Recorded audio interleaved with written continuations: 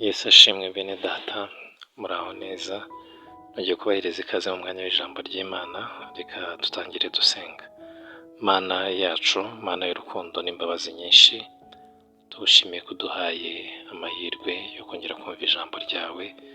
Nyemerera afungura umutima w'abageni wa bene data bose, hanyuma ijambo ryawe ritubere imbuto nziza izera nyinshi. Tubisabye twizeye mu izina rya Yesu, amen. Muri iki gihe kingana n'icyumweru cya semesitari 3 turimo turiga ijambo rifite intego yo kugira umwete wo kwezwa. Imana itugirire neza. Uyu munsi rero turasoma ijambo ry'Imana dusanga mu gitabo cy'Itangiriro ibice 32, turasoma umurongo wa 23 igihe tugeze ku murongo wa 29.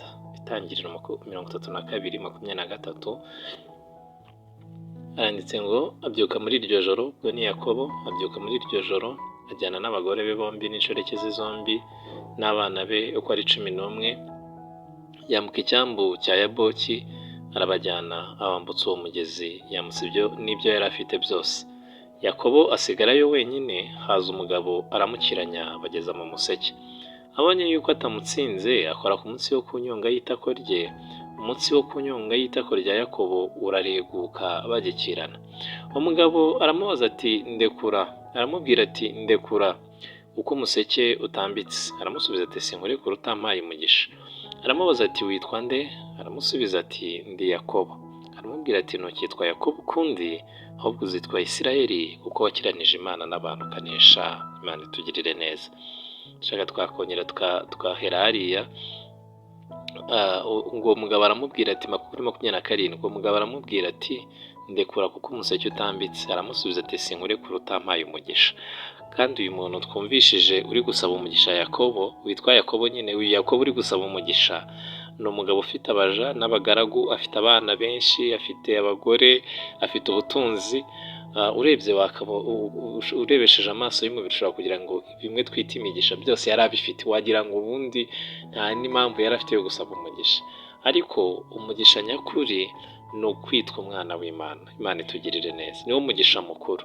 N'ibindi yego ni umugisha, kugira ubutunzi ni byiza, kugira icyubahiro ni byiza, kugira umuryango ni byiza, kugira abantu ni byiza, ariko hari umugisha uruta ibyo byose, no kwitwa umwana w'Imana. Imana itugirire neza. Kubarwa mu bana b'Imana, ugatandukana n'abana b'umubi, ugahinduka ukaba umwe mu bana b'Imana, n'umugisha ntagereranywa. Imana yacu itugirire neza. Yakobo yari afite ubutunzi, yari afite umuryango, yari afite abaja, ariko yaburaga ikintu kimwe, yaburaga umugisha mukuru, ari wo kwitwa umwana w'Imana.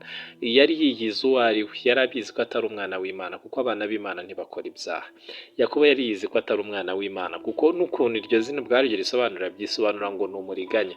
Yari umuriganya rwose, nawe ubwo abyiyizi. Umunsi rero umwe ngo arimo akirana na marayika, aramubwira ati sinkurekura utampaye umugisha.